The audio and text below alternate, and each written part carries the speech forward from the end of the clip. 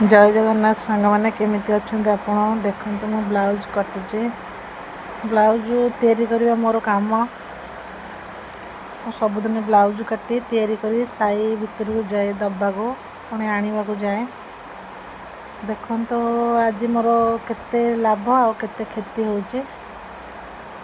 केते बाकी पड़ जाऊँ सरी सरी तो कही जानी फास्ट टाइम पे कहूँ देखो तो आज मोर केते बाकी पड़छ केते पैसा मत मिलूँ ब्लाउज काटी तैयारी की बाहरली साई भीतर को मोर हरचंडी साई मैं तो पुरी रोचे भड़ा रोचे मो निज घर ना पुरी रोचे बाहरली ब्याग धरची बुजुली 5टा धरिकी बाहरली आमर हरचंडी साई जा पहुँचली सेवायत घरे देली ब्लाउज देली घर को जाऊँगी गेट खोलिकी घर जा ब्लाउज देली सी 300 टका खंडे बाकी पकईदे